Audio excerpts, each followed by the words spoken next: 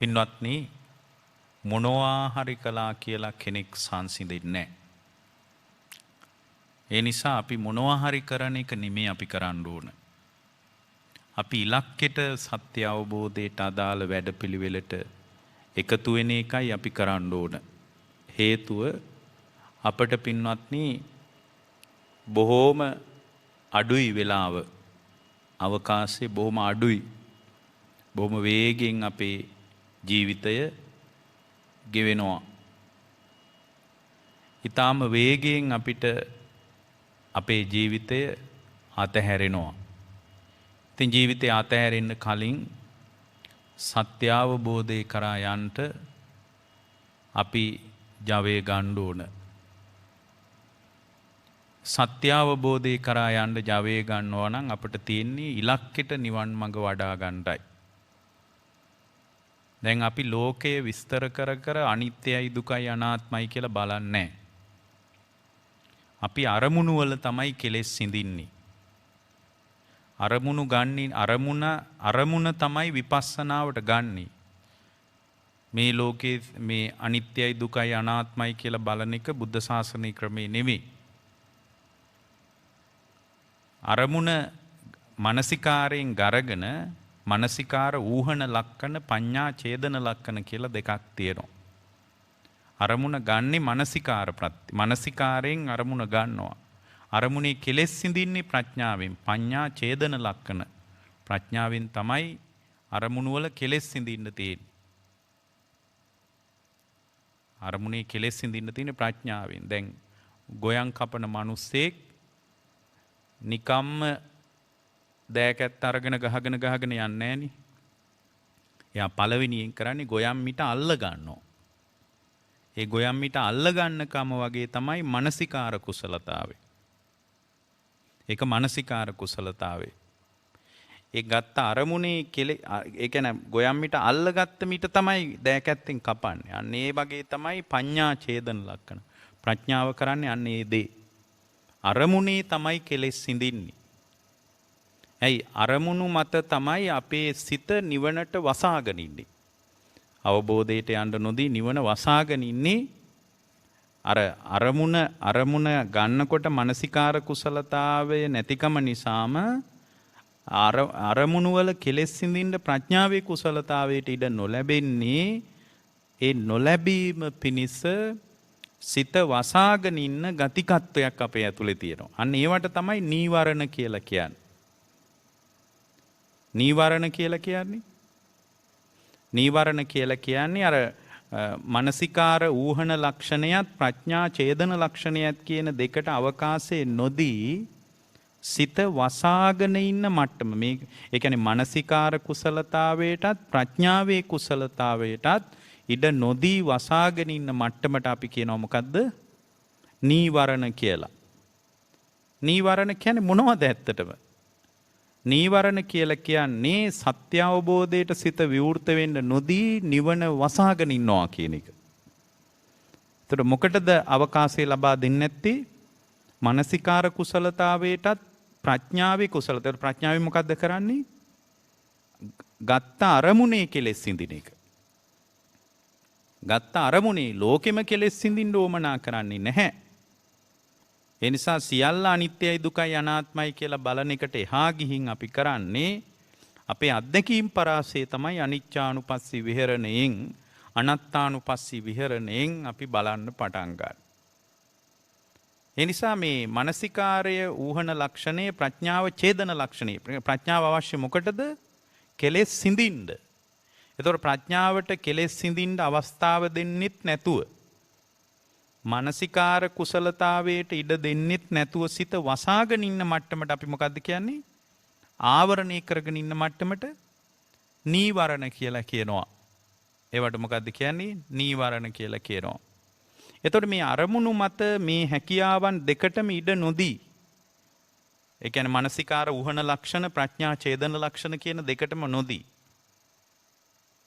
ඒ කියන්නේ අරමුණු වල කෙලෙස් සිඳින්න අවස්ථාවක් නොලැබෙන ආකාරයට යෝනිසෝ මනසිකාරයේ කුසලතාවයටත් ඉඩ නොදෙන මට්ටමට සිත වසාගෙන ඉන්න මට්ටමේ නීවරණ අරමුණු ප්‍රතිබද්ධව අපි තුල පැන නගිනවා. ඒ අරමුණු ප්‍රතිබද්ධව අපි තුල පැන නගිනේවට අපි කියනවා පංච නීවරණ කියලා. මොනවද පංච නීවරණ කියන්නේ? කාමච්ඡන්දය, ව්‍යාපාදය, තීන මිද්දය, උද්ධච්ච කුක්කුච්ච, විචිකිච්ඡා. මේ ටික තමයි අපිට බොහොම සමීපව මුණ ගැහෙන නීවරණ ටික. ඒකෙන් කියන්න බෑ මෙච්චරයි නීවරණ කියලා. දහම් පාසල් පොත විතරක් කියව ගත්තාම හිතෙනවා නීවරණ ඔච්චරයි කියලා. ඒ කියන්නේ කාමච්ඡන්දේ, ව්‍යාපාදේ, තීන මිද්දේ, උද්ධච්ච කුක්කුච්ච, විචිකිච්ඡා කියන පහ තමයි නීවරණ. ඊතුරු නීවරණ කියලා જાතියක් ආයේ නැහැ කියලා කෙනෙක් කියන්න පුළුවන්. එහෙම කියන්නේ එයා මූලික බුද්ධ දේශනාව ගැන උනත් එයාට තියෙන දැනුමේ අඩුකමට. දහම් පාසලේ පොත්වල ওই ටික විතරනේ තියෙන්නේ. දැන් අපේ ගොඩාක් අය කරන්නේ දහම් පාසල් පොත ළමයින්ට උගන්වන එක සහ ඒක ඇසුරු කරන එකනේ. නිවන් අවබෝධ කරන එකයි දහම් පාසලේ පොතේ වැඩේ දෙකක්. ඒක එකක් නෙමෙයි. ඒක දෙකක්. ඒතර බුදුරජාණන් වහන්සේ මේ නීවරණ ගැන ගොඩාක් දේශනාවල කරලා තියෙනවා. ඒ කියන්නේ ඒ දේශනාවල කාමච්ඡන්දේ, ව්‍යාපාදේ, තීන මිද්දේ, උද්ධච්ච කුක්කුච්ච, විචිකිච්ඡා කියන නීවරණ පැහැදිලි වෙලා තියෙනවා. මුළු පොදු තත්ත්වය පැහැදිලි කරන්න බුද්ධ ශාසනයේ අවිජ්ජා නීවරණය කියන විවහාරය පාවිච්චි කරනවා. ඇයි ඔයගොල්ලෝ අහලා නැද්ද? සසර ගැන කියන ගොඩාක් දේශනාවල තියෙනවා අවිජ්ජා නීවරණානං තණ්හා සංයෝජනානං කියලා. අවිද්‍යාවේ නීවරණයත් තණ්හාවේ සංයෝජනයත් නිසා දීගමත්දානම් සන්දාවිතං සංසරිතං මමංචේව තුම්මා කංච. පින්වත් මහණෙනි, ඔබයි මමයි අප දෙදෙනාම දීර්ඝ සංසාරේ ඇවිද ඇවිද යන්නේ මොකක් නිසාද? අවිද්‍යාවේ නීවරණේ නිසා. එතනත් පාවිච්චි කරලා නීවරණ කියලා. එතකොට අවිද්‍යා නීවරණී කියලා පංච නීවරණ වල එකක් තියනවද? නෑනේ. කාමච්ඡන්ද, ව්‍යාපාද, තීන මිද්ද, උද්ධච්ච කුක්කුච්ච, විචිකිච්ඡා කියලා පහක් තියෙනවා. ඒකේ අවිද්‍යා නීවරණී කියලා එකක් නෑනේ. එහෙනම් ධර්මයේ අවිජ්ජා නීවරණී කියලා එකකුත් තියෙනවා. එහෙනම් කාටවත් කියන්න බෑ නීවරණ පහයි තියෙන්නේ. පහට අමතරව නීවරණ කියලා જાතියක් නෑ කියලා කාටවත් කියන්න බෑ. ඒ කවුරු හරි කියනවා නම් නීවරණ පහයි තියෙන ඊට වඩා මොකුත් නෑ කියනවා නම් එයාගේ ධර්මඥානයේ අවුලක් තියෙයි. දහම් දැනුමේ මහ විශාල අඩුපාඩුවක් තියෙන. එයා ඒ දහම් දැනුම හදා ගන්න ඕන. මේ දේශනා අහලා හොඳට ධර්ම ඥානය හදා ගන්න ඕන. එහෙනම් පංච නීවරණ කියන්නේ මොනවද? කාමච්ඡන්ද, ව්‍යාපාද, තීන මිද්ද, උද්ධච්ච කුක්කුච්ච, විචිකිච්ඡා. එතකොට නීවරණ අර්ථය කුමක් පිණිසද? නීවරණ කියන්නේ නිවන ආවරණය කරගෙන ඉන්නවා කියන එකයි. විමුක්තිය වසාගෙන ඉන්නවා කියන එකයි. එතකොට විමුක්තිය වසාගෙන ඉන්නවා කියන එකෙන් අපි අදහස් කරන්නේ විමුක්තිය වසාගෙන ඉන්නකොට මොන අවකාශයේද වහගෙන ඉන්නේ? මොන හැකියාවද එයා වහගෙන ඉන්නේ? නීවරණ විසින් වහගෙන ඉන්නේ මානසිකාර ඌහන ලක්ෂණ, පඤ්ඤා ඡේදන ලක්ෂණ කියන දෙක. මානසිකාරයේ ඌහන ලක්ෂණයත් ප්‍රඥාවේ ඡේදන ලක්ෂණයත්. ඡේදනය කියන්නේ මොනවද? කෙලෙස් සිඳිනවා කියන එක. ඡේදනය කියන්නේ කපනවා කියන එකනේ. එතකොට ප්‍රඥාවෙන් කෙලෙස් සිඳින එක වහගෙන ඉන්නවා නීවරණ විසින්. අර අරමුණේ මානසිකාර කුසලතාවේ ආවරණය කරගෙන ඉන්නවා නීවරණ විසින්. එතකොට අර අරමුණු ප්‍රතිබද්ධතාවයේ තියෙන්නේ. ඒ අරමුණු ප්‍රතිබද්ධතාවයේ මත සිත වසාගෙන ඉන්න අරමුණු ප්‍රතිබද්ධතාවයේ මත පුද්ගලයාගේ කුසලතාවේ වසාගෙන ඉන්නේවට කියන්නේ පංච නීවරණ කියලා. අවිජ්ජා නීවරණයෙන් මොකද්ද කරන්නේ? අවිජ්ජා නීවරණයෙන් කරන්නේ පඤ්ඤා ඡේදන ලක්ෂණ කියන එක වහගෙන ඉන්නවා. ප්‍රඥාවේ ඡේදන ප්‍රඥාවෙන් කෙලෙස් සිඳින්න තියෙන අවකාශයේ වහගෙන ඉන්නේ මොකෙන්ද? අවිජ්ජා නීවරණයෙන්. කාමච්ඡන්ද, ව්‍යාපාද, තීන මිද්ද, උද්ධච්ච කුක්කුච්ච, විචිකිච්ඡා කියන මට්ටමින් වහගෙන ඉන්නේ මොන මට්ටමද? මානසිකාර ඌහන ලක්ෂණ. අරමුණේ මානසිකාර කුසලතාවයට ඉඩ නොදී අරමුණ මත පුද්ගලයා තුළ නොඑක ආකාරයේ කෙලෙස් සහගතව දෝලණය වෙන මට්ටමට වසාගෙන ඉන්නවා. ඉතින් මේවා පොදු තත්ත්වයේ විදිහට අපි කතා කළොත් කාමච්ඡන්දේ කියන්නේ මොකද්ද? ඇලිනවා කියන එකම කාමච්ඡන්දේ කියන එක ගොඩාක් විස්තරාත්මකයි. මේ දේශනාවේ හැටියට එහෙම තේරුම් ගත්තාම සෑහෙනවා. ඇලෙනවා කියන එකයි. ඇලීම පදනම් කරගෙන ඇතිවෙන නිවන වසාගෙන ඉන්න මනෝභාවය අපි හඳුන්වනවා කාමච්ඡන්දේ කියලා. අරමුණින් තොරව නීවරණ කියලා තත්වයක් නැහැ. අරමුණේ මානසිකාර කුසලතාවයේ තිබ්බහම කාමච්ඡන්දය කියන නීවරණය කඩන්න පුළුවන්. කාමච්ඡන්දේ කියන නීවරණي වැඩින්නේ කොහොමද? අරමුණේ යෝනිසෝ මනසිකාරයේ නැතිකම, අරමුණ සුභාරම්මණයෙන් පිළිගන්නකම. ඔය දෙකින් තමයි කාමච්ඡන්දේ කියන නීවරණයෙන් අපි පෙලෙන්න පටන් ගන්නෙ. එතකොට ව්‍යාපාදේ කියන්නේ මොකද්ද පින්වත්නි? ව්‍යාපාදේ කියලා කියන්නේ ගැටීම කියන එක. අපේ සිත අරමුණුත් එක්ක ගැටෙන ස්වභාවයකට මනස තුල උද්ගත වෙන මනෝභාවය තමයි ව්‍යාපාදේ කියලා අපි හඳුන්වන්නේ. ව්‍යාපාදේ කියන්නේ අන්න ඒකට. එතකොට තීන මිද්දේ කියන්නේ මොකද්ද? තීන මිද්දේ කියලා කියන්නේ හැම වෙලාවම පුද්ගලයා තුළ ගොඩනැගෙන පසුබහින ගතිය. පුද්ගලයා තුළ අර සත්‍ය අවබෝධයට ඒක මහ විශාල බාධාවක් පසුබැස්මක් එයා තුළ හැම වෙලාවෙම ඇති වෙනවා. එතකොට උද්දච්ච කුක්කුච්ච කියන එක අපි දෙකම එක මිටකට ගන්නේ මේ නීවරණය. උද්දච්ච කුක්කුච්චය කියලා කියන්නේ මොකද්ද? එයා තුළ ඇති වෙන අරමුණු පදනම් කරගෙන පුද්ගලයා තුළ මතුවෙන නොසන්සුන්කම. ඒ නොසන්සුන්කමත් එක්කම යෙදෙන දෙයක් තියෙනවා පසුතැවිල්ල. නොසන්සුන්කමත් එක්කම යෙදෙන මට්ටමක් තියෙනවා මොකද්ද? පසුතැවිල්ල. උද්දච්ච කුක්කුච්චය කියන්නේ ඒකට. විචිකිච්ඡාව කියන්නේ මොකද්ද? විචිකිච්ඡාව කියන්නේ සැකය. මොනවා ගැන සැකයේද? බිරිඳ ගැන, ස්වාමියා ගැන, අම්මා තාත්තා ගැන සැකයේද විචිකිච්ඡාව කියන්නේ? නෑ බුදුරජාණන් වහන්සේ ගැන සැකය, ධර්මයේ ගැන සැකය, මාර්ගයේ ගැන සැකය, ප්‍රතිපත්තිය ගැන සැකය, පෙර භවයේ ගැන ඇති සැකය, පසු භවයේ ඇති ගැන සැකය, ඊට පස්සේ මෙලෝ ගැන සැකය, පරලෝ ගැන සැකය, පටිච්ච සමුප්පාදයේ ඇති සැකය, මෙන්න මේ විදිහට එයා තුල සැක සංකා සහිත බවක් එයා තුල නිරතුරුව පැන නගිනවා. මෙන්න මේ මට්ටම විසින් අර මානසිකාර කුසලතාවයට එන්න නොදී යාගේ සිත වසාගෙන ඉන්නවා. මානසිකාර කුසලතාවයට අවස්ථාව නොලැබී යාගේ සිත වසාගෙන ඉන්නවා. එතකොට මුල් බුද්ධ දේශනාවෙම තියෙන ওই පහට අමතරව මොකද්ද? අවිජ්ජා නීවරණී කියලා. පින්වත්නි, නීවරණී කියන්නේ නිවන් මඟ වසාගෙන ඉන්නවනේ. නිවන් මඟ වසාගෙන ඉන්න සියලු ධර්ම නීවරණ විශ්ේ කතා කරන්න පුළුවන්. නිවන වසාගෙන ඉන්න සියලු ධර්ම නීවරණ විශ්ේ කතා කරන්න පුළුවන්. කවුරු හරි කෙනෙක් කියනවා නම් එහෙම කතා කරන්න බෑ කියලා එයා පටිසම්භිදා මාර්ගයේ බැලුවම හරියනවා. මොකද පටිසම්භිදා මාර්ගයේ නීවරණ 5ට අමතරව නීවරණ 3ක් පෙන්නනවා. මේ සමහර අය කියනවා නීවරණ 5යි තියෙන්නේ. අපි සමහර විට මේක මතු කරලා කිව්වට පස්සේ එයා දන්නේ දහම් පාසල් පොතනේ අය. ඒතකොට ඒගොල්ලෝ ඊට වඩා දෙයක් දන්නේ නැතුණා. මේගොල්ලෝ හිතනවා ඒ දහම් පාසල් පොතේ තමයි පරම සත්‍ය ඔක්කොම තියෙන්නේ කියලා. මේ පොඩි ළමයිට උගන්වන්න හදාපු පොතක් ඒක. එතකොට මේ පටිසම්භිදා මාර්ගය කියන්නේ ඒක පිළිගන්නම වෙනවා අපිට. මොකද අට කතාව පිළිගන්න හැම මිනිස්සෙකුටම පටිසම්භිදා මාර්ගය විසි කරන්න බෑ. පටිසම්භිදා මාර්ගයේ ඔය නීවරණ 5ට අමතරව තවත් නීවරණ 3ක් පෙන්නනවා. එකක් තමයි අරතිය පෙන්නනවා පටිසම්භිදා මාර්ගයේ නීවරණයක් විදියට. සබ්බේ අකුසල ධම්මා කියලා සියලු අකුසල ධර්ම සබ්බේ අකුසල ධම්මා නීවරණා කියලා යෙදුමක් පෙන්නනවා. නීවරණ විශේෂයි නීවරණ 8ක් පෙන්නනවා ඒකේ. මේ 5ට අමතරව තවත් 3ක් පෙන්නනවා. ඊට පස්සේ ආයේ අවිජ්ජා නීවරණී කියලා එකක් පෙන්නනවා. එතකොට දැන් අපිට තේරෙනවා පංච නීවරණ ගැන කෙලීම නීවරණ ගැන දේශනාවල තියෙනවා. ඒක හරි. එතකොට නීවරණ වල පොදු අර්ථය මේක. එතකොට පංච නීවරණ විසින් මනස වසාගෙන ඉන්නේ නිවනේ කොයි කොටසද? එයාගේ සිත වසාගෙන ඉන්නේ මානසිකාර ඌහන ලක්කන කියන ස්වභාවයට සිත විවෘත වෙන්න නොදී වසාගෙන ඉන්නවා. එතකොට අර බුද්ධ දේශනාව නිතරම නිරතුරුව පැහැදිලි කරන අනුමතග්ග සංයුක්තේ වගේ තැන්වල නිතර පැහැදිලි කරන මොකද්ද? පින්වත් මහණෙනි, ඔබයි මමයි මේ දීර්ඝ සංසාරේ ඇවිද යන්නේ යන් කවර දෙයක් නිසාවත් නෙමෙයි. මොකක් නිසාද? ඔබයි මමයි අප දෙදෙනාම මේ දීර්ඝ සංසාරයේ ඇවිද යන්නේ අවිජ්ජා නීවරණානං තණ්හා සංයෝජනානං. තණ්හාව සංයෝජනයක් විදියටත් පෙන්නනවා. දැන් ඔගොල්ලෝ අහලා තියෙනව නේද දස සංයෝජන කියලා එකක්. දස සංයෝජන වල තණ්හාව කියලා සංයෝජනයක් තියෙනවද? දස සංයෝජන වල පොදුවේ ගත්තට පස්සේ ඕරම්භාගීය සංයෝජන 5යි උද්දම්භාගීය සංයෝජන 5යි තියෙන්නේ. මොනවද ඕරම්භාගීය සංයෝජන? සක්කාය දිට්ඨි, විචිකිච්ඡා, සීලබ්බත පරාමාස, කාමරාග, පටිඝ. එතකොට ඔය පහ තමයි ඕරම්භාගීය උද්දම්භාගීය සංයෝජන 5ෙත් තියෙනවා.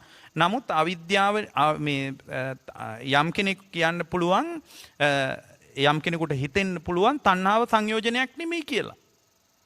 ඇයි 10 විතරනේ පාඩම් කරගෙන ඉන්නේ? නමුත් බුදුරජාණන් වහන්සේ අනමතග්ග සංයුක්තේ පැහැදිලි කරනවා තණ්හා සංයෝජනාණං. තණ්හාවේ සංයෝජනේ නිසා, අවිද්‍යාවේ නීවරණේ නිසා, තණ්හාවේ සංයෝජනේ නිසා කියලා දෙකක් පෙන්නනවා. එතකොට එයා යම් කෙනෙක් පාඩම් කරගෙන ඉන්නේ පංච නීවරණ ටික විතරයි නම් එයා අවිජ්ජා නීවරණේ කියන එක කියපු ගමන් එයා ඒකත් එක්ක ගැටෙන්න පුළුවන්. තණ්හාවේ සංයෝජනී කියලා එකක් මේ දස සංයෝජනවල නැහැ. නමුත් තණ්හා සංයෝජනී කියලා එකක් තියෙනවනේ. තණ්හාව කියන්නේ සංයෝජන ධර්මයක් කියලා කියපු ගමන් කෙනෙක් ඒකත් එක්කත් පැටලෙනවා. ඇයි? එයා පාඩම් කරලා තියෙන අර ටික විතරනේ. මේ පාඩම කියන එකයි මාර්ගය කියන එකයි දෙකක්. මේක දෙකක්. එතකොට එහෙනම් බැලුවොත් සංයෝජන 11ක් කියලා කියයි. ඇයි 11ක් කියලා කියන්නෙත් නැහැ ගොඩක් දෙනේ. මොකද ඒ 9 විතරයි දන්නේ. එතකොට අවිජ්ජා නීවරණය කියලා කියන්නේ අවිද්‍යාවෙන් තමයි මුළු නිවන් මඟම වැහිලා තියෙන්නේ. ඇයි ප්‍රඥාවෙන් කෙලෙස් සිඳින්න අරමුණේ කෙලෙස් සිඳ ගන්න බැරුව හරියට අර දෑකැත්තෙන් ගොයම්මිට අල්ල ගන්නවා වගේ ගොයම්මිට අල්ල ගන්න එක තමයි මානසිකාරය. අල්ලගත්ත ගොයම්මිටයි අපි කපන්නේ. කුඹුරට බහැලා දෑකැත්තෙන් එහෙට මෙහෙට ආවට ගියාට ගහගෙන යන්නේ නෑ. ඒක ඊටාම ගොයන් කපන ගොවියෙක්ගේ අනවශ්‍ය මැදිහත් වීම. අල්ලගත්ත ගොයම්මිටයි කපන්නේ. අරමුණේ අපි කෙලෙස් සිඳින්නේ. ඇයි අරමුණේනේ පින්වත්නි මේ ව්‍යාකූලත්වයේ නිර්මාණය වෙන්නේ? මේ අපි මුහුණ දෙන ව්‍යාකූලත්වයේ නිර්මාණය වෙන්නේ අරමුණේ. එතකොට මානසිකාර ඌහන ලක්ෂණය කියන එකට අවකාශය නොදී වසාගෙන ඉන්න මට්ටම තමයි කාමච්ඡන්ද ව්‍යාපාද තීන මිද්ද උද්ධච්ච කුකුච විචිකිච්ඡා කියන එක. පඤ්ඤා ඡේදන ලක්ෂණම් කියන එක ප්‍රඥාවෙන් අරමුණේ කෙලෙස් සිඳගන්න බැරි මට්ටමට ඔයාලගේ අභ්‍යන්තරයේ වසාගෙන ඉන්න මට්ටමට අපි කියන්නේ අවිජ්ජා නීවරණය කියලා. ඔන්න ඕකටයි අවිජ්ජා නීවරණය කියලා කියන්නේ. ඕකටයි අවිජ්ජා නීවරණය කියලා කියන්නේ. ඉතින් මේක අපි බොහොම පැහැදිලිව අපි දරාගෙන මේක තේරුම් ගන්න ඕන. මේක තේරුම් ගන්න බැරි වුණොත් අපිට මේ මුළු මහත් නිවන් මගම යට යනවා. නිවන් මගම යට යනවා. ඊට පස්සේ අපි තව දෙයක් තේරුම් ගන්න ඕන. මොකද්ද? පින්වත්නි, එතකොට අවිජ්ජා නීවරණය කියන එක බුද්ධ ශාසනය කියන්නේ අවිද්‍යාවෙන් වැහිලා තණ්හාවෙන් බැඳිලා කියන එක. අවිජ්ජා නීවරණානම් තණ්හා සංයෝජනානම් කියන්නේ. අවිද්‍යාවෙන් බැඳිලා. අවිද්‍යාවෙන් වැහිලා. ඇයි වැහිලා තියෙන්නේ මොකද්ද?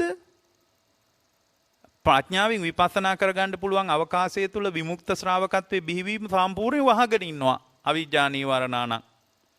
තණ්හා සංයෝජනානම් තණ්හාවෙන් බැඳිලා. ගැට ගැහිලා වසරට.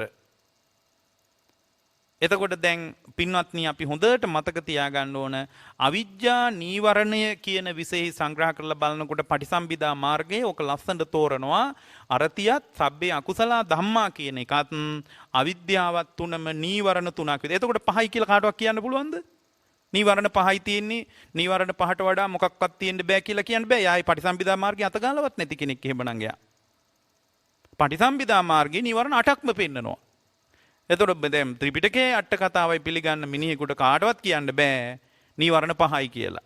ඊ කවුරු හරි කෙනෙක් නීවරණ පහයි කියලා කියනවා නම් එයා බුදුරජාණන්සේගේ මූලික දේශනාවට එරෙහිවයි ඒ කතාව කියන්නේ. ඒ කියන්නේ ඒකට පටිසම්භිදා මාර්ගයේ නීවරණ පහට අමතරව කීයක් පෙන්නනවද? අරතිය නීවරණයක් විදියට පෙන්නනවා. සබ්බේ අකුසල ධම්මා කියලා සියලු අකුසල ධර්ම ඔක්කොම නීවරණ විශේෂ සංග්‍රහ කරලා පෙන්නනවා පටිසම්භිදා මාර්ගයේ. ඊට පස්සේ පින්වත්නි නීවරණ විශේෂ පෙන්නලා දෙනවා මේ අවිද්‍යාව. මෙන්න මේ අවිද්‍යාව කියන විශේෂ ඇතුලේ තමයි අපි රළු නීවරණ සහ සියුම් නීවරණ කියලා එකක් කතා කරන්නේ. දැන් අපි මේ එතකොට රළු නීවරණ දැන් කෙනෙක් කියන්න පුළුවන් රළු නීවරණ කියලා එකක් නැහැ. ඒවා මේ අපි හදාගත්ත ඒවා කියලා. පින්වත්නි අවිජ්ජා නීවරණයේ ඇතුලේ පටිසම්භිදා මාර්ගයට අනුව කතා කරද්දී රළු නීවරණ කියලා වෙනම කොටසක් තියෙනවා. සියුම් නීවරණ කියලා වෙනම කොටසක් තියෙනවා. එතන රළු නීවරණ කියන්නේ ඕරම්භාගීය සංයෝජන වලට ඕරම්භාගීය සංයෝජන ඇති වෙන මට්ටමට යා තුල මතුවෙන අභ්‍යන්තර ප්‍රවාහය රළු නීවරණ විශේෂ කතා කරනවා. සියුම් නීවරණ කියලා උද්දම්භාගීය සංයෝජන කතා කරනවා. එතකොට දැන් අපි හැම වෙලාවකම දේශනාවල පාවිච්චි කරනවා රළු නීවරණ සිඳින්න නැතුව සියුම් නීවරණ සිඳින්න බෑ කියලා. ඒ කියන්නේ මොකද්ද අපි මේ අදහස් කරන්නේ? අපි මේ අදහස් කරන්නේ සෝවාන් වෙන්නේ නැතුව රහත් වෙන්න බෑ කියන එකයි. ඒක තේරෙන්නේ නැහැ ගොඩක් අයට. රළු නීවරණ සිඳින්න නැතුව සියුම් නීවරණ සිඳින්න බෑ කියලා අපි කතා කරන්නේ මොකද්ද? රළු නීවරණ තමයි සක්කාය දිට්ඨිය. ඒක සිඳින්න නැතුව පින්වත්නි යම් කෙනෙකුට පුළුවන්ද රළු නීවරණ සිඳින්න නැතුව යම් කෙනෙකුට පුළුවන් ද අරහත්ත්වේ කරා යන්න? අරහත්ත්වේ කරා යන්න බෑ. ඒතර අපි හැම වෙලාවකම රළු නීවරණ සිඳින්න නැතුව සියුම් නීවරණ සිඳින්න බෑ කියලා බුද්ධ ශාසනය ඇතුලින් ගත්ත අදහසක් මේ කියන්නේ. පටිසම්භිදා මාර්ගයේ ඇසුරු කරගෙන ගත්ත අදහසක් මේ කියන්නේ. එතකොට එතන රළු නීවරණ කියන්නේ මේ නීවරණ පටලවාගෙනද? නෑ, නීවරණ පටලවාගෙන නෙමෙයි. මෙතන රළු නීවරණ කියලා කියන්නේ පටිසම්භිදා මාර්ගය පැහැදිලි කරනවා, බොහොම ලස්සන පැහැදිලි කිරීමක්. අරති නීවරණය, අරති නීවරණය, සබ්බේ අකුසල ධම්මා නීවරණය සහ අවිජ්ජා නීවරණය කියලා විශාල විග්‍රහයක් කරන කාරණා තුනක් පැහැදිලි කරනවා පටිසම්භිදා මග්ග. ඒ පටිසම්භිදා මාර්ගයේ අවිජ්ජා නීවරණය කතා කරද්දී අවිජ්ජා නීවරණය මත පිහිටා යා තුළ ඇතිවෙන රළු නීවරණ විදියට අපි කතා කරන්නේ ඕරම්භාගීය සංයෝජන වලට ඇතිවෙන මානසික ප්‍රවාහය. උද්දම්භාගීය සංයෝජන වලට ඇතිවෙන මානසික ප්‍රවාහය සියුම් නීවරණ කියනවා. සියුම් නීවරණ කියනවා. එතකොට ඕරම්භාගීය සංයෝජන වලට ඇතිවෙන මානසික ගතිය, මානසික ප්‍රවාහය, ගතිකත්වයට අපි හඳුන්වනවා රළු නීවරණ කියලා. ඒක මේ අපි විවහාර කරන එකක් නෙමෙයි. දේශනාවේදී ශ්‍රාවකයාට තේරුම් කරන්න පාවිච්චි කරපු උපාය මාර්ගයක් ඒක. ඒකයි රළු නීවරණ කියන්නේ. එතකොට රළු නීවරණ කියලා කියන්නේ අර අවිජ්ජා නීවරණය ඇතුලේ සංග්‍රහ වෙන එකක්. පටිසම්භිදා මාර්ගයට අනුව. අවිද්‍යා නීවරණය ඇතුලේ කතා කරනවා රළු නීවරණ සහ සියුම් නීවරණ කියලා අපි දෙපැත්තකින් කතා කරගන්න ඕනේ. ඇයි? පින්වත්නි, හොඳට මතක තියාගන්න සක්කාය දිට්ඨිය කියන එක රළු නීවරණයක් විසින් සංග්‍රහ කරන්න පුළුවන්. මොකක් නිසාද? කාමච්ඡන්දේ වැඩෙන්නේත් සක්කාය දිට්ඨිය ඇතුලේ. ව්‍යාපාදේ වැඩෙන්නේත් සක්කාය දිට්ඨිය ඇතුලේ. තීන මිද්දේ වැඩෙන්නේත් සක්කාය දිට්ඨිය ඇතුලේ. උද්ධච්ච කුක්කුච්චේ වැඩෙන්නේත් සක්කාය දිට්ඨිය ඇතුලේ. යම් කෙනෙක් නොසන්සුන් නම්, යම් කෙනෙක් තුල පසුබෑමක් තියෙනවා නම්, ඒ පසුබෑම ඉන්නේ, නොසන්සුන්කම ඉන්නේ තමන්ගේ රූපස්කන්ධයට, වේදනාස්කන්ධයට, සංඥාස්කන්ධයට, සංකාරස්කන්ධයට, විඥානස්කන්ධයට කෙරෙහි පවතින සක්කාය දිට්ඨිය නිසා. රූපයේ මම මා තුල රූපවත් බවක් තියෙනවා කියලා විසියාකාරක සක්කාය දිට්ඨියක් තියෙන්නේ. රූපං අත්තතෝ සමනුපස්සාමි රූපවන්තං වා අත්තානං අත්තනිවා රූපං කියා ඔය සක්කාය දිට්ඨිය විසියාකාරයෙන් පැහැදිලි කරන්නේ. ඔන්න ඔය විසියාකාරයක තමා තුල පවතින සක්කාය දිට්ඨිය නිසා තමයි විසියාකාරයකින් එයා තුල පවතින සක්කාය දිට්ඨිය පදනම් කරගෙන තමයි ඔය නීවරණ ඔක්කොම වැඩෙන්නේ. එහෙනම් සක්කාය දිට්ඨිය කියන එක සමස්ත නීවරණ විශේෂ සංග්‍රහ කරලා ශ්‍රාවකයෙකුට තේරුම් කරන එක වැරදිද? කාට හරි කෙනෙකුට කියන එක වැරදිද? මේ සක්කාය දිට්ඨිය කියන්නේ මහා රළු නීවරණයක් කියන එක වැරදිද? ඇයි? සක්කාය දිට්ඨිය කියන රළු නීවරණය ඇතුළේනේ පින්වත්නි කාමච්ඡන්දේටත් ඉඩ ලැබෙන්නේ. ව්‍යාපාදේටත් ඉඩ ලැබෙන්නේ. තීන මිද්දේටත් ඉඩ ලැබෙන්නේ. උද්ධච්ච කුක්කුච්චේටත් ඉඩ ලැබෙන්නේ. විචිකිච්ඡාව පින්වත්නි සක්කාය දිට්ඨිය දුරු වෙනවත් එක්කම නේද විචිකිච්ඡාව නැති වෙන්නේ? ඇයි සෝවාන් වෙන කෙනා තුල නේද? සෝවාන් වෙන කෙනා තුල සංයෝජන කීයක් ප්‍රහාණය වෙනවද? 3ක් ප්‍රහාණය වෙනවා. මොනවද ඒ 3? සක්කාය දිට්ඨියයි, විචිකිච්ඡාවයි, සීලබ්බත පරාමාසයි. ඒතකොට සක්කාය දිට්ඨිය දුරු වීමෙන්ම එයා තුල දුරු වෙලා යන සංයෝජනයක් තියෙනවා. මොකක්ද ඒ සංයෝජනේ? විචිකිච්ඡාව. ඉතින් සක්කාය දිට්ඨිය තියෙන තාක්කල් මිනිස්සෙගේ හිතේ විචිකිච්ඡාව තියෙනවා නම්, විචිකිච්ඡාව වැඩෙන්න බලපානේ සක්කාය දිට්ඨිය නම්, විචිකිච්ඡාව නීවරණයක් නම්, විචිකිච්ඡාව පවතින්නේ සක්කාය දිට්ඨිය මත නම්, සමස්ත නීවරණ ඔක්කොම සක්කාය දිට්ඨිය නම් රළු නීවරණ ඇතුලේ තියෙනවා කියලා කියන වැරදිද ඒක? ඒක වැරදි නෑ. ඒක වරදින්න විදියක් නෑ. ඒ නිසා පින්වත්නි මේක හොතට ඔලුවට ගන්න මුළු බුද්ධ දේශනාවම පදනම් කරගෙන මේ කියන සමහර භාවයන් දහම්පාසල් පොත බලලා නම් ඔය පින්තුලා ලිහන්න ලෑස්ති වෙන්න එපා. ඒක දහම්පාසල් ළමයිට උගන්වගෙන ඒක කරගත්තට කමක් නැහැ. ඒ නිසා මේක හොත්තට ඔලුවට ගන්න.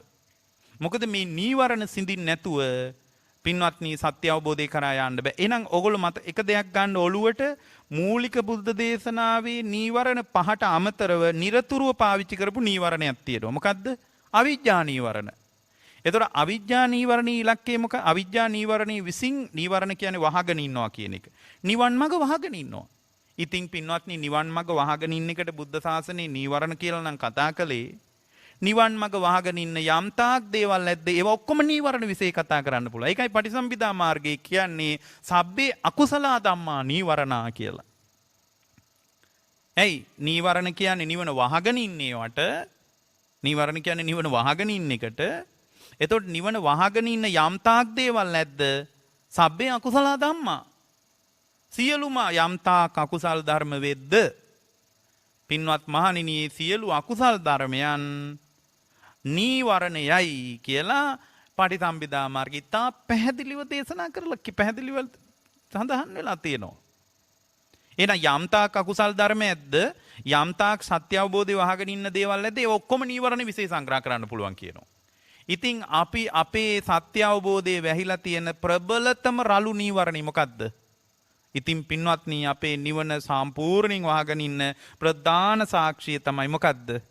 සක්කාය දිට්ඨිය. ඒක කඩා ගන්න බැරුවනේ මේ දඟලන්නේ.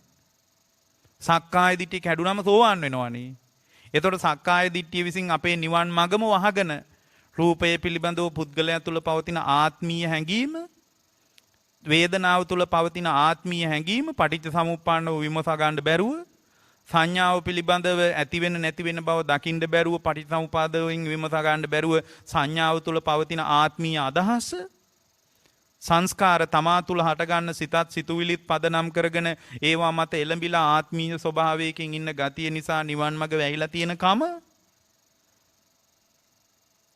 තමන්ගේම විඥානස්කන්ධේ මම වශයෙන් විඥානය තුළ මම ඉන්නවා වශයෙන් මා තුළයි මේ විඥානී ක්‍රියාත්මක වෙන්නේ වශයෙන් විඥානීය පිළිබඳ පුද්ගලයා තුළ පවතින ආත්මීය හැඟීම කියන එක, ඒ හැඟීම මුළු නිවනම වහලා නැද්ද? රූපං අත්තතෝ සමනුපස්සාමි කියන එක මුළු නිවනම වහලා නැද්ද? නිවනම වහලා තියෙන්නේ. සෝවාන් වෙන්න බැරිව ඉන්නේ එතන හිර වෙලා ඉන්නේ. සබ්බේ අකුසල ධම්මා නීවරණ. නීවරණ නම් පින්වත්නි සිත නීවරණ කියන්නේ ඇත්තටම සිත නිවනට විවෘත නොවි වසාගෙන ඉන්නවා කියන එක.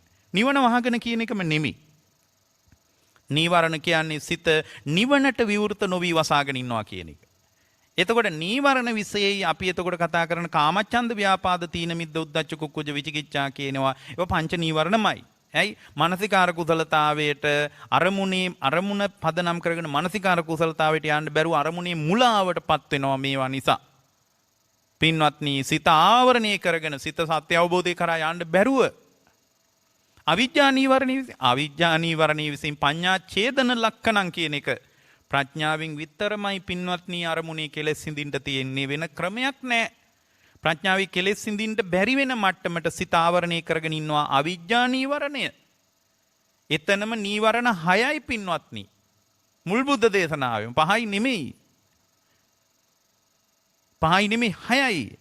ඊට පස්සේ පටිසම්භිදා මාර්ගයට ආවම පස්සේ අපිට කතා කරන්න පුළුවන් අරති නීවරණය, සබ්බේ අකුසල ධම්මා නීවරණය කියලා එකක් තියෙනවා. අනිත් එක අවිජ්ජා නීවරණේ. එතකොට මෙන්න මේ ටික ඇතුලේ තමයි අපි රළු නීවරණ, සියුම් නීවරණ කියලා ඕරම්භාගීය සංයෝජන වලට පදනම් වෙන ඕරම්භාගීය සංයෝජන ඇති වෙන ආකාරයට සිත තුල පතිත වී තිබෙන මානසික ගතිය රළු නීවරණ හැටියටත් සියුම් නීවරණ හැටියට උද්දම්භාගීය සංයෝජන වලට අවකාශය ලැබෙන විදියට සිත වසාගෙන ඉනවා. සියුම්. ඒව රළු නෑ නෙච්චර. සක්කාය දිට්ඨිය තමයි රළු නීවරණේ.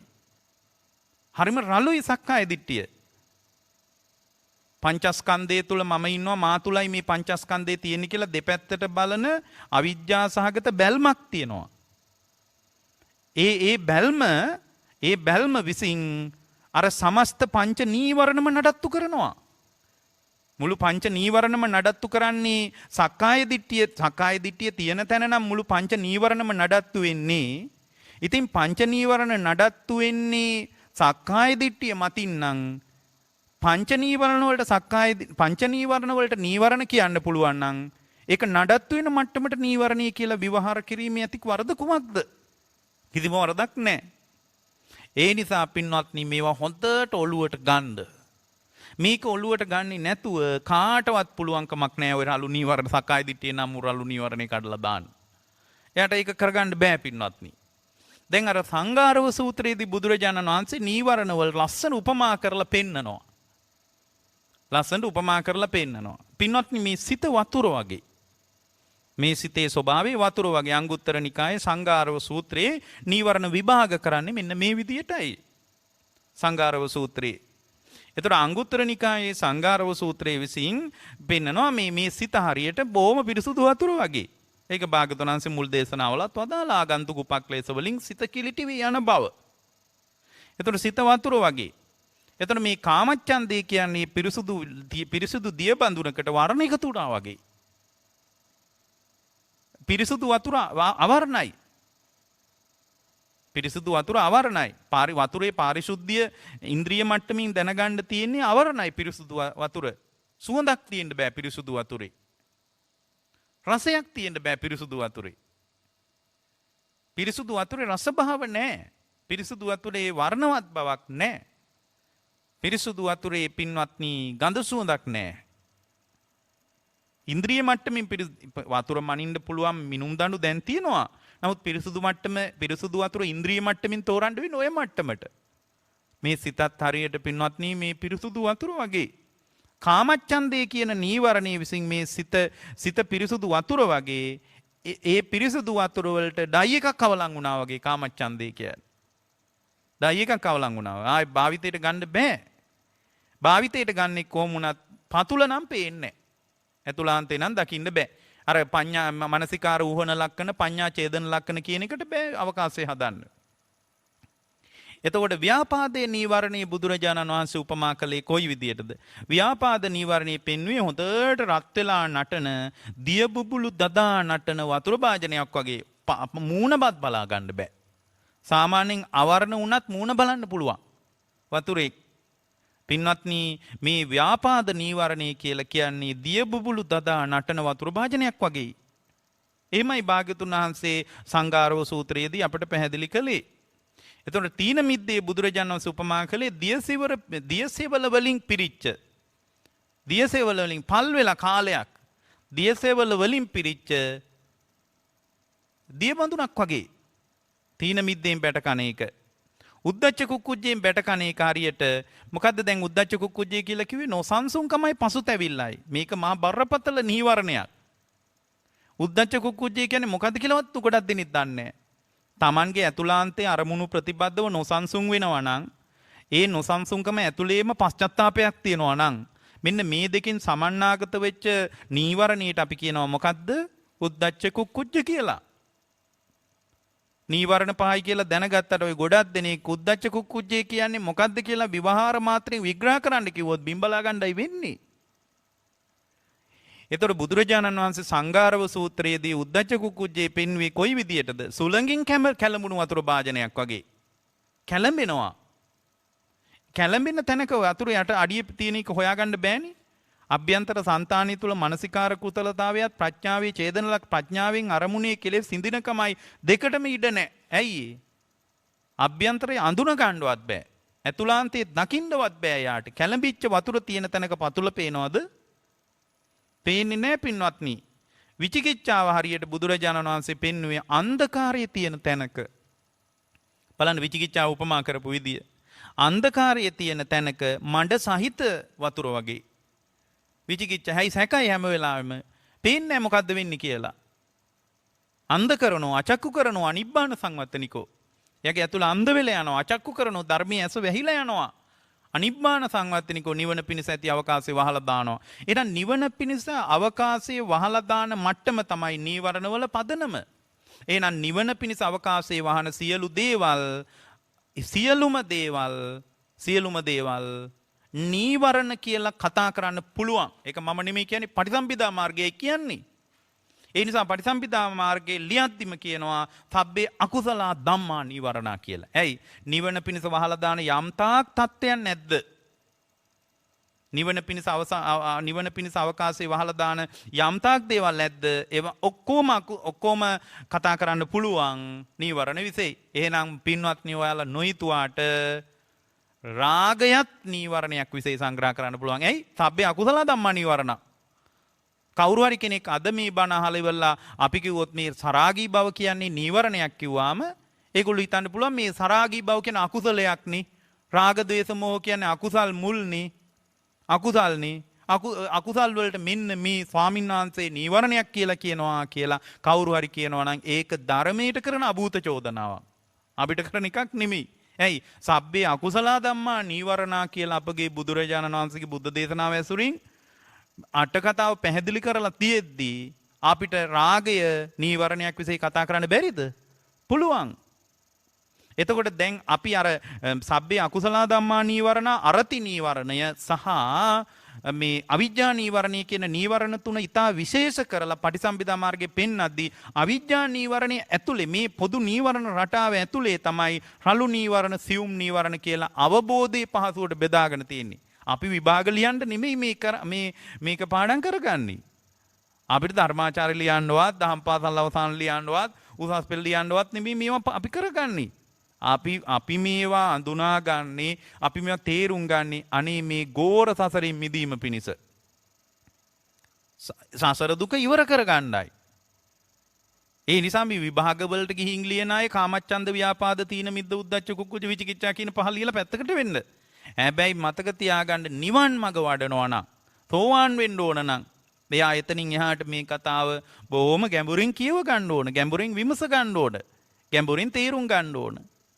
ඉතින් මේක තේරුම් ගන්නේ නැතුව කවදාවත් එයාට මේ අවබෝධය කරා යන්න බෑ. එතකොට අපි මෙතන මේ පටිසම්භිදා මාර්ගයට අනුව අරතියයි අවිද්‍යාවයි සබ්බේ අකුසල ධම්මා කියන මේ නීවරණ තුන විශේෂ කරලා පෙන්වද්දී මෙන්න මේක ඇතුලේ අපි හදා ගන්නවා රළු නීවරණ සහ සියුම් නීවරණ කියලා. ඒ රළු නීවරණ කියලා කියන්නේ ඕරම්භාගීය සංයෝජන වලට අනුබල දෙන මට්ටමට සිත වසාගෙන ඉන්නවා. ඕරම්භාගීය සංයෝජන වලට ඕරම්භාගීය සංයෝජන වලට රුකුලක් දෙන විදියට සිත වසාගෙන ඉන්න මානසික ස්වરૂපයක් තියෙනවා. ඒක රළු නීවරණ. සියුම් නීවරණ කියන්නේ උද්දම්භාගීය සංයෝජන වලට උද්දම්භාගීය සංයෝජන වලට අවකාශය ලැබෙන විදියට සිත වසාගෙන ඉන්නවා. එහෙනම් අපි මේ සිත වසාගෙන ඉන්න මට්ටම කියලා තමයි අපිට පින්වත්නි සංයෝජනේ කියන්න වෙන්නේ. සිත වසාගෙන ඉන්න මට්ටම කියන්නේ නැතුව සංයෝජනේ කියන්න බෑ. ඒ නිසා බුදුරජාණන් වහන්සේ වදාළේ ඔය ගොඩාක් තැන්වල විශේෂයෙන්ම බුදුරජාණන් වහන්සේ අනමතග්ග සංයුක්තයේදී වදාළේ ඒකයි අවිජ්ජා නීවරණානං තණ්හා සංයෝජනේ කියන්න කලින්ම අවිද්‍යා නීවරණී කියනවා. ඇයි? සංයෝජන සහගතකම එන්නේ අවිද්‍යාව නිසා. පින්වත්නි අපේ සිතේ යම් සංයෝජනයක් ඇද්ද? ඒ සියලු සංයෝජන ඇති වෙන්නේ නීවරණ නිසා. සියලු සංයෝජනයන් අපි තුල පැන නගින්නේ නීවරණ නිසා. ඒකයි අවිජ්ජා නීවරණානං තණ්හා සංයෝජනානං. පින්වත්නි තණ්හාව වැඩෙන්නේ අවිද්‍යාව නිසාද? අවිද්‍යාව වැඩෙන්නේ තණ්හාව නිසාද? තර්කයක් කරන්න බෑ. නමුත් පින්වත්නි යම් කෙනෙක් තුල අවිද්‍යාව තියෙන තාක්කල් එයා තණ්හා කරනවා. හොඳට බලන්න පින්වත්නි අවිද්‍යාව එයා තුල තියෙන තාක්කල් තණ්හා කරනවා. එතකොට යම් කිසි ආකාරයක සංයෝජන සහිත බව නීවරණයන් පදනම් කරගෙන ඇති වෙන තත්වයක්. ඒ නීවරණමය තත්වය නැවත නැවත සංයෝජන වලට ගැට ගැහෙනකම විසින් නැවත නැවත තහවුරු කරගන්නවා. එතකොට නීවරණ සංයෝජන මත යැපෙනවා, සංයෝජන නීවරණ මත යැපෙනවා. මේක ඇතුලේ මුළු මහත් සසර පරිදාහයම නිර්මාණය වෙනවා. මුළු මහත් සසර පරිදාහයම නිර්මාණය වෙනවා. මෙන්න මේක දන්නේ නැතුව මේ විදියට නීවරණ විශ්ේ මහ ගැඹුරු කතාවක් අපිට තියෙනවා. ඉතින් මේ ගැඹුරු කතාව දන්නේ නැතුව බුද්ධ ශාසනය ඉස්සරහ හිට ගන්න ඕනේ අපි. ඇයි? අපි නීවරණ විදර්ශනා කිරීමෙන් තමයි අවබෝධය කරා යන්නේ. එහෙනම් මොකද අපි මේවා දැනගන්න ඕන මොකටද? වාද කරන්නද? විවුස් වැඩි කරගන්නද? අපි මේවා දැනගන්න ඕන නීවරණ විපස්සනා කළ යුතු බව පැහැදිලි කළා බුදුරජාණන් වහන්සේ. කොහෙද පැහැදිලි කළේ? නීවරණ විපස්සනා කරන්න ඕන කියලා පැහැදිලි කළේ ධම්මානුපස්සනාවේ. සතර සතිපට්ඨානි ධම්මානුපස්සනාව කියලා එකක් තියෙනවනේ. ඒකෙදී නීවරණ පබ්බය කියලා මේ නීවරණ ටික අරගෙන විදර්ශනා කරන්න කිව්වා. නීවරණ විදර්ශනා කරන එක ආйти මොකටද? ධම්මානුපස්සනාවට. නීවරණ විදර්ශනා කරන එකයි. එහෙනම් අපි මේ නීවරණ ගැන ඉගෙන ගන්න ඕන මොකටද? එකිනෙකනට ගරහන්නවත් චෝදනා කරන්නවත් නෙමෙයි. අපි මේවා ගැන ඉගෙන ගන්න ඕන මොකටද? පින්වත්නි ධම්මානුපස්සනාවෙන් අනුපස්සනා කරන්න ජවයේ ගන්නයි. අද මොකද අපිට වෙලා තියෙන්නේ? ඒ නිසා පින්වත්නි අපි නීවරණ හොඳට දැනගන්න ඕන. කාමච්ඡන්ද ව්‍යාපාද තීන මිද්ද උද්ධච්ච කුක්කුජ විචිකිච්ඡා කියන නීවරණ දැනගන්න ඕන. ඇයි මේවා සිත ආවරණය කරගෙන ඇයි කාමච්ඡන්ද ව්‍යාපාද ආදීන් ආවරණය කරගෙන තියෙන්නේ මානසිකාර ඌහන ලක්ෂණය. එතකොට මේ සමස්ත බුදුරජාණන් වහන්සේ නිරන්තරව පැහැදිලි කරපු අවිජ්ජා නීවරණේ වසාගෙන ඉන්නේ මොකද්ද? පඤ්ඤා ඡේදන ලක්ෂණේ. ප්‍රඥාවෙන් කෙලෙස් සිඳින්න බැරි වෙන්න වහගෙන. එතකොට නිවන යම්තාක් නිවන පිණිස සිත ආවරණය කරගෙන ඉන්න යම්තාක් දේවල් ඒ ඔක්කොම නීවරණ විශේෂ සංග්‍රහ කරන්න පුළුවන් නම් සබ්බේ අකුසල ධම්මා නීවරණා කියපු එක පටිසම්භිදා මාර්ගයේ ඉතා සාධාරණ කතාව. එතකොට මේ ඔක්කොම දැනගන්න ඕන අපිට මේවා කටපාඩම් කරගෙන අපේ දැනුම හොවා දක්වන්නද පින්වත්නි? නෑ අපි ගැන කියන්නද?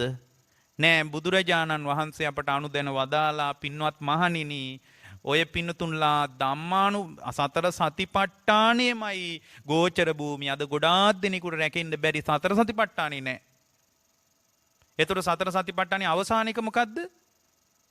කායානුපස්සන, වේදනානුපස්සන, චිත්තානුපස්සන, ධම්මානුපස්සන. ධම්මානුපස්සනාවේදී තමයි නීවරණ විපස්සනා කරන්නේ. නීවරණ ඇති වෙන්නේ මොකක් නිසාද? පින්වත්නි නීවරණ ඇති වෙන්නේ මානසිකාරය නිසා. මානසිකාර සමුදය සබ්බේ ධම්මා. නීවරණ කියන්නේ ධර්ම. නීවරණ ධර්ම කියලානේ කියන්නේ.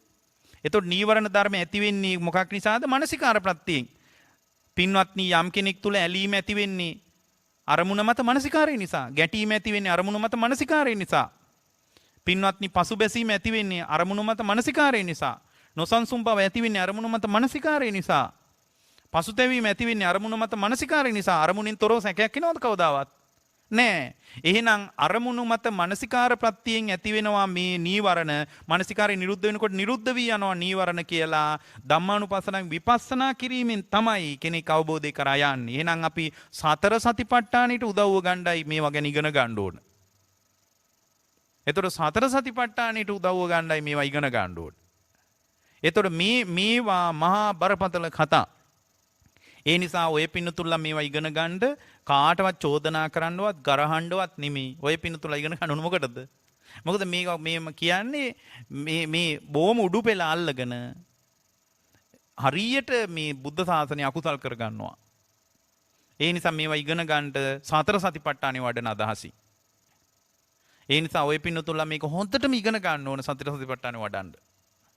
ඒ නිසා ඔය පින්නතුන්ලාට හොඳට නීවරණ දැකලා ඒවා මානසිකාර ප්‍රත්‍යයෙන් ඇති වෙන නැති වෙන බව දැනගෙන විපස්සනා කිරීම පිණිස අපි මේ දේශනාව කළේ. ඒ නිසා ඔය පින්නතුන්ලාට සුවසේම සතර සතිපට්ඨානේ ධම්මානුපස්සනාව පිණිස වෙන දෙයකට නෙමෙයි. ධම්මානුපස්සනාව පිණිස මේ නීවරණ පිළිබඳව පැහැදිලි කරපු ඒවායේ නානා පර්යායන් පිළිබඳ පැහැදිලි කරපු මේ දේශනාව උපකාර වේවා කියලා අපි ප්‍රාර්ථනා